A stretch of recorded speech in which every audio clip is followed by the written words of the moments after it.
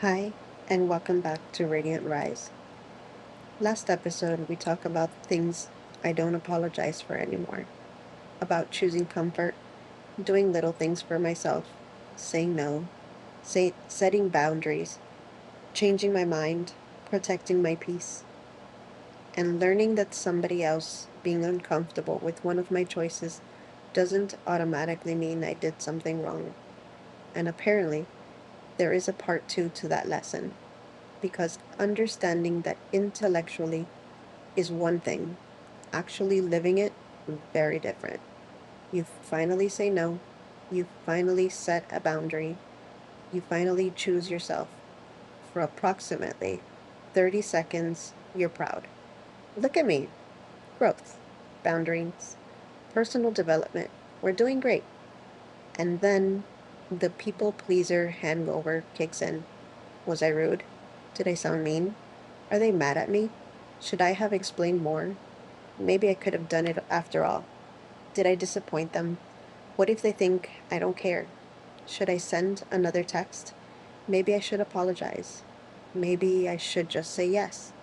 And suddenly, the boundary you were proud of 10 minutes ago is on trial, with you as the defender, the prosecutor, the judge, and probably the jury. That is what I mean when I say the people pleaser hangover. It's the emotional aftermath, the guilt, overthinking, second guessing, the part where you finally do something that protects you and then immediately wonder if you should undo it. That's what we're talking about today. People pleasing doesn't always look like I desperately need everybody to like me. Sometimes it does, but sometimes it looks much more innocent than that. Somebody needs help. You can technically help, so you say yes. Someone asks you for something. You know they're struggling, so you say yes. Someone looks disappointed, so you reconsider your answer. Someone says, "We really need somebody," and something inside you immediately goes, "Well, somebody has to help. I guess I can do it." Sometimes saying yes feels easier in the moment because no creates discomfort. No creates the responsibility that somebody might be disappointed. No means somebody might have an opinion about your decision. You might have to sit there knowing that somebody wanted something from you and you didn't give it to them. Yes, yes ends the uncomfortable moment. Sure, I'll help. No problem. And everybody moves on, except sometimes it is absolutely a problem. You just don't realize how much of a problem until later. I think one of the funniest things about people pleasing is how often we say, "No problem," when internally we are screaming, "This is definitely a problem." Someone asks you for something, your schedule is already full, you're exhausted, you have 12 other things to do, and your mouth says sure. Then 20 minutes later, your actual brain finally arrives and goes, "Why did we agree with that?"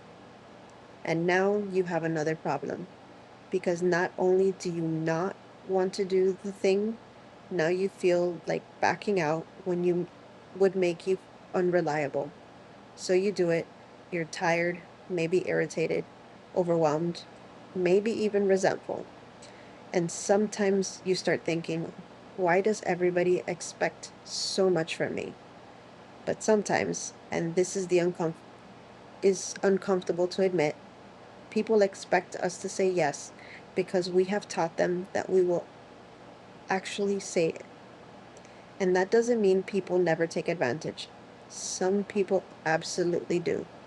But sometimes they ask a perfectly reasonable question.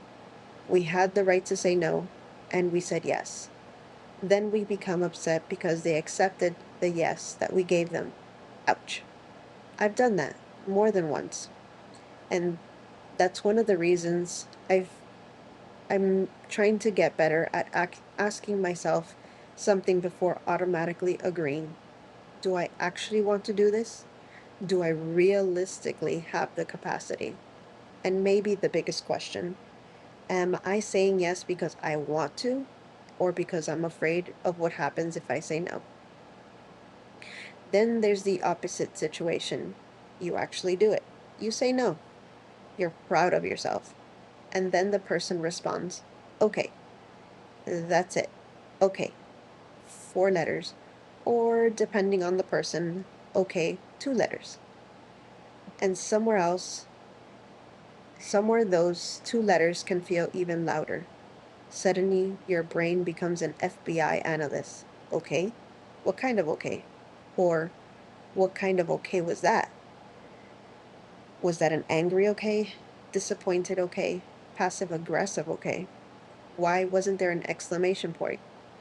They usually use an emoji. There's no emoji. Why is there no emoji? Did they capitalize both letters because they're mad? Would lowercase okay have been better? Or would lowercase have been something worse? Oh my god, they're mad.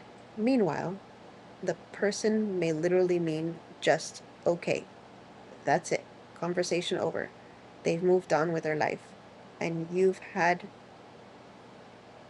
opened a criminal investigation into 2 letters.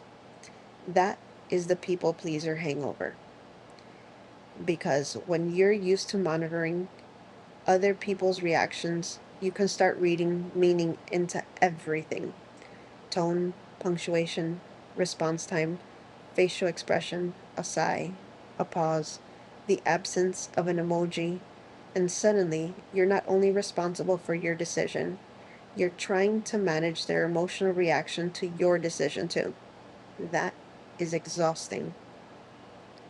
Something else I've noticed is how quickly I can want to undo a boundary after I set it. Maybe I say, no, I can't do that. And then 30 minutes later, well, maybe I could. Maybe I could move some things around. Maybe I could stay up later. Squeeze it in somehow. Text them. Explain more. And I'm learning to pay attention to that urge because sometimes nothing actually changed. My schedule didn't magically open up. I didn't suddenly get more energy. The situation didn't improve. The only thing that changed was I became uncomfortable with the possibility that somebody might be disappointed. That is not the same thing as the boundary being wrong. Sometimes I don't actually want to change the answer. I just don't want the guilt to stop. Those are very different things, and if I'm not careful, I'll change my answer just to get rid of the feeling. One thing I'm trying to practice now is not answering every request immediately, because sometimes my automatic answer is yes before my actual brain has even joined the conversation. Can you help me with this? Sure. Can you come? Yes. Can you take care of something? Okay. Then later, why did I say that? So I'm learning to give my permission to say, let me check, let me think about it, let me get back to you. Those sentences sound so simple, but they create something I haven't always given myself: a pause, a chance to ask, do I actually have the capacity? Do I want to do this? Would saying yes require me to give up something? Am I helping because I genuinely want to, or because saying no makes me uncomfortable? And sometimes, after thinking about it, I'll still say yes.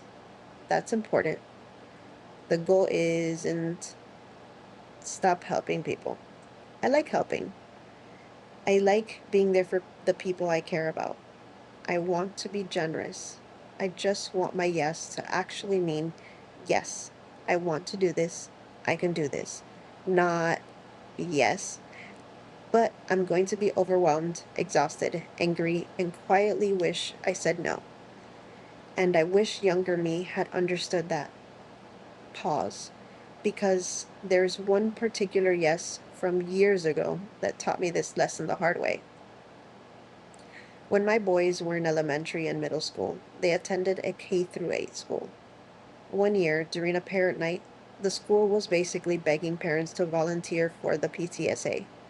They didn't have enough volunteers. They desperately needed people to step up. And apparently, these are dangerous words to say around me. We really need somebody. Because immediately my brain goes, well, somebody has to help. It's for the school, it's for the kids. My own boys go here. I can help. So, of course, I signed up. But I want to explain why I originally said yes. I wasn't only volunteering because I felt bad that the school needed somebody. I genuinely wanted to help. My own kids attended that school. So, in my mind, volunteering meant I could do something positive for the school while also doing something that could benefit my own kids in the process. If I could help improve an event, support an activity, help bring something together, or contribute to making the school experience a little better, boys would benefit from that. That made perfect sense to me. I thought, I can volunteer. I can help where I can. I can be involved. I can do something positive for the school. My own children attend. That was the plan. I was not sitting there thinking, you know what my life really needs? A leadership position. Absolutely not. I just wanted to help. And somehow I ended up becoming the PTSA president. And I think it took approximately one meeting for me to realize, oh, I have made a terrible mistake. Because suddenly this wasn't a help when you need an extra pair of hands. This wasn't, this was you're responsible. And trying to get people to help felt like pulling teeth. I would ask for volunteers, try to organize, try to delegate. Someone would finally say, yes, I'll help. And then MIA. And guess who was still there? Me. So whatever didn't get done came back to me. And once I felt responsible for something, I had a very difficult time letting it fail, especially when kids are involved. My brain wasn't saying, Michelle, this was never supposed to be your responsibility alone. My brain was saying, if you don't do it, nobody is going to do anything for the kids. And because my own boys attended that school, there was another layer. I could tell myself, well, this benefits them too. This is their school, these are their activities, their events, their experience. So taking on one more thing felt easier to justify. And then one more thing became five more things. And five more things became, how am I basically doing all of this? But meanwhile, look at what was happening in my actual life. I had a full time job. My marriage was failing. My husband at the time would be away for weeks at a time for work. So during those periods, I was basically functioning as a single mom. My oldest son was going through a serious mental health crisis. I had more on my plate than I knew how to carry. And somehow, on top of all of that, I was basically trying to run a school PTSA with very little consistent help. When I look back now, I think, Michelle, what are you doing? And the answer is trying to make sure everybody was okay. Again, trying to make sure the school had somebody, trying to make sure the kids had an activity and support, trying to contribute to the school my own children attended, trying to make their experience better, fill a gap because I was afraid nobody else would, trying not to disappoint anybody. And meanwhile, my own life was screaming for my attention. Eventually, it became too much. I was overwhelmed, completely overwhelmed, and I resigned as PTSA president because my son needed me, my family needed my attention, and honestly, I needed me too. And here's the thing, resigning didn't immediately feel like, wow, excellent decision. Look at that healthy boundary. No. The people pleaser hangover kicked in. Who's going to do it now? What if nobody steps up? Did I let the school down? Did I let the kids down? What about everything we were trying to do? The activities? What about the things that would have benefited my own boys too? Are people going to think I quit? Should I have pushed through? Maybe I could have done more. I could have figured something out. I had to keep coming back to reality. My oldest son was going through a serious mental health crisis. My family needed me. My home needed my attention. And I was already stretched beyond what I could realistically manage.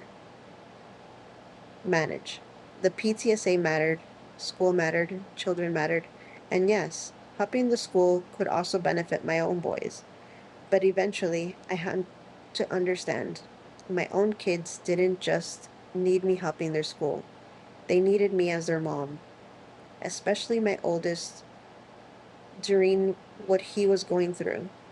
There is a difference between doing something that benefits your children and becoming so consumed by that responsibility that you no longer have enough of yourself left for the children you're trying to help in the first place.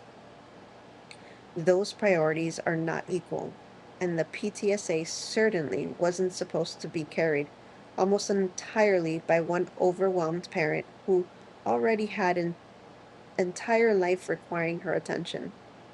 Looking back now, I know resigning was the right decision, but being right didn't instantly remove the guilt.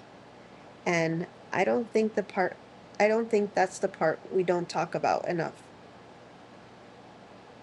Sometimes you make the right decision and still feel terrible afterward. When I look at that experience now, I think it taught me something really important about people pleasing. Be- because sometimes people pleasing isn't people like me. Sometimes it's if I don't do it, who will? That thought can get me every time because I genuinely care about what happens. If something needs to be done, I notice. If somebody needs help, I notice. If something is falling apart, my instinct is, how do we fix this? What can I do? Those aren't bad qualities. I don't want to become someone who sees a person struggling and thinks, not my problem. That isn't who I am. The problem starts when I treat every need I notice like a personal assignment. Volunteering for the PTSA was reasonable. Wanting to help my kids' school was reasonable. Wanting to contribute to things that could benefit the students, including my own children, was reasonable. What became unreasonable was believing that because it mattered to me, I had to personally carry it when when everybody else disappeared. That's the difference I didn't understand. And it leads to one of the biggest lessons I learned from this episode.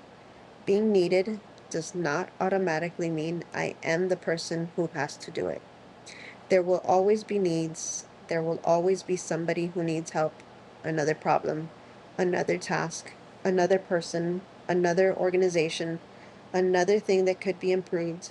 If every need I notice automatically becomes mine, I will never stop. Eventually, there will be nothing left for me. That PTSA experience also taught me something else. Helping and taking ownership of everything is not the same thing. I could volunteer, I could help at an event, I could contribute, I could support an activity, I could participate in something that created a better school experience for my boys and the other children. None of those things required me to personally keep the entire PTSA functioning. And I think sometimes I skip levels. Somebody needs help, I go from I can contribute to I guess this is my responsibility now. That's something I have to watch. Be- because caring does not automatically mean taking over. Helping does not mean sacrificing every available piece of myself. I am allowed to say, I can help with this part, but I cannot take responsibility for the whole thing. And that still counts as helping. I can contribute without carrying everything. Younger Michelle definitely needed to hear that. Current Michelle still needs the reminder. After I resigned, the school tried more than once to get me involved on that level again. And this is one part of the story I'm actually proud of because the answer stayed no. I could help in ways that worked for me. I could support something, contribute, care about the school, but I was not taking that responsibility back. I had learned what that yes cost me, and sometimes that is what growth looks like. It doesn't always mean I never people pleased again. Trust me. I wish. Sometimes growth looks like I recognize this road now. I know where it goes, I know where it ends, and I'm not going down it again. There was no need for another lesson. I had already paid tuition for that one. There's another side of people pleasing that isn't always pretty: resentment. Because people pleasing can look incredibly generous from the outside. You're always helping, always available, saying yes, accommodating, always fixing things. Everyone thinks she's so helpful, she's always there. Meanwhile, inside, you're exhausted, irritated, you're thinking, why does everybody else always expect me to do everything? And then comes the uncomfortable question: did they actually demand it, or did I agree? Again, sometimes people absolutely do take advantage of someone who has trouble saying no. That happens. But sometimes nobody forced me. They asked, I said no problem. And then I silently resented them for believing me. That's not fair to them either. People cannot respect a boundary I never communicate. They cannot know I'm overwhelmed if I keep saying I'm fine. They cannot know I don't want to do something if I keep enthusiastically volunteering. So part of changing my people pleasing isn't because learning to tolerate other people being disappointed. It's also learning to be more honest. No resentment filled yes. No fake, it's totally fine when it absolutely is not fine. I want to become better at giving people a real answer, even when that answer is no. And there's a deeper part of this. Why does somebody else being upset feel so uncomfortable in the first place? For me, I think some of that goes back much further than any one adult situation. If you spend enough time learning that peace depends on keeping everybody else okay, you become very good at monitoring: is everybody happy? Is somebody upset? Did I cause it? Can I fix it? Do I need to change something? Sometimes it happens so automatically that you don't even consciously think, I'm people pleasing. Something inside you just goes, there's tension, fix it. And sometimes the fastest way to fix tension is give in, say yes, apologize, take it back, do what they want, make everybody happy again, keep the peace.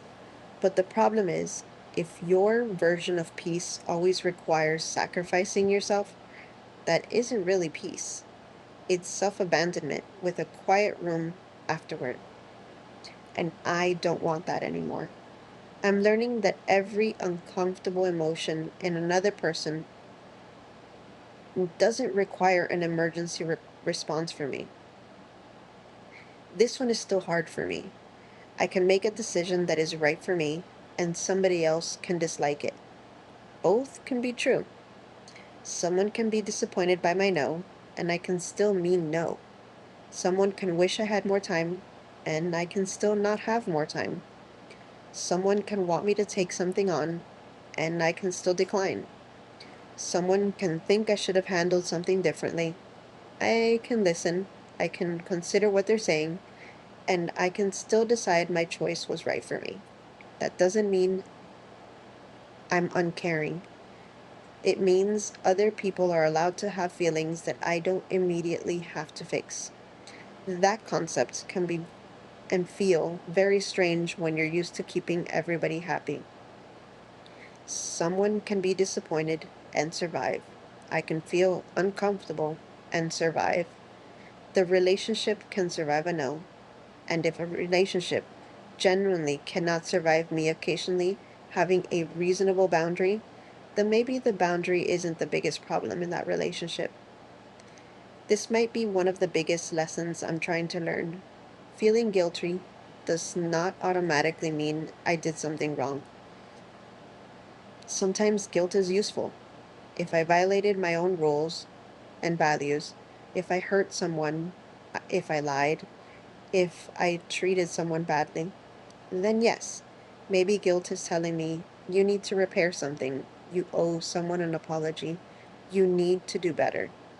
But there is another feeling that I can almost have look exactly like guilt, the discomfort of doing something unfamiliar. If you've spent years saying yes, no feels wrong. If you spent years putting yourself last, choosing yourself feels selfish. If you spent years managing everybody else's emotions, allowing someone to be disappointed can feel cruel. But unfamiliar does not automatically mean wrong. And I'm learning that sometimes the discomfort isn't saying go back. Sometimes is simply saying we've never done this before. There's a huge difference because feeling guilty and being guilty are not always the same thing. So what do I do when the hangover hits? I'm still learning. But one thing I'm trying to stop doing is treating discomfort like an emergency. I said no. I feel guilty. Okay, I can feel guilty. That doesn't mean I have to send another text. Someone might be disappointed. Okay, I don't immediately have to fix that either. I can replay the conversation. I can notice myself doing it. And then I can ask, did anything actually change? Do I genuinely believe the boundary was wrong? Did I get new information that changes my decision? Or am I simply uncomfortable because somebody might not like it? Sometimes I need to let the feeling pass without acting on it. Because maybe the goal isn't to set a boundary and magically feel amazing afterward. Maybe the goal is set the boundary, feel uncomfortable, wonder whether someone is disappointed, and leave the boundary exactly where you put it. So, that is the people pleasing hangover. You say no and then wonder if you should have said yes. You set a boundary and you worry if you were mean. You choose yourself and suddenly feel selfish. Someone says, okay, 4 letters, or okay, 2 letters. And you spend the next hour wondering whether the relationship is over. Sometimes you stop carrying something that was never supposed to belong entirely to you, and somehow feel guilty for putting it down. I know that feeling very well, but I'm starting to understand feeling guilty and being guilty are not always the same thing. Sometimes I feel guilty because I actually did something wrong, and when that happens, I should fix what I can. But sometimes I feel guilty because I did something new. I said no. I disappointed people. I refused to take responsibility for something that wasn't mine. I protected my time. I admitted I don't have the capacity. I chose my family. I chose myself. And that guilt doesn't always need an action. Sometimes it just needs time. When I look back at the PTSA experience now, I can see the whole pattern. At the beginning, I said yes because I genuinely wanted to help. My boys attended that school. Helping the school meant doing something positive that could benefit them too. That was a good intention. The problem wasn't that I volunteered. The problem was that my willingness to help turned into carrying an amount of responsibility I never realistically had the capacity for. I had a full time job. My marriage was falling apart. A husband who could be away for weeks at a time, a son going through a serious mental health crisis, another child who still needed his mom, and somehow I was still telling myself, but what about the school? What about the PTSA? What about the kids? Eventually, I had to understand my own boys didn't just need me contributing to their school, they needed their mom, and I needed me too. So I resigned as PTSA president, and after I resigned, the world kept turning. The school existed, things had to be figured out, someone else had to step up, and I finally had the opportunity to put my attention where it desperately needed to be, at home, with my son, with my family, with myself. And later, when the school tried to pull me back into that level of responsibility, I said no, because I knew what that yes could cost me. And maybe that is one of the biggest things I'm learning now. Being needed does not automatically mean I am the person who has to do it, and neither does caring. I can care, I can help, I can love people, contribute, be generous, support my family, support my community, and I can still have limits. I can contribute without caring everything. I can say no and feel uncomfortable. I can wonder whether someone is disappointed. I can wish they understood. I can even feel the people pleaser hangover coming on, and I can still leave the boundary exactly where I put it. Because guilt is a feeling, it isn't always an instruction. And maybe recovering from people pleasing isn't becoming someone who never cares about what people think. It's about thinking that's who I don't think it's that who I want to be. I want to care. I want to help. I want to be there for people.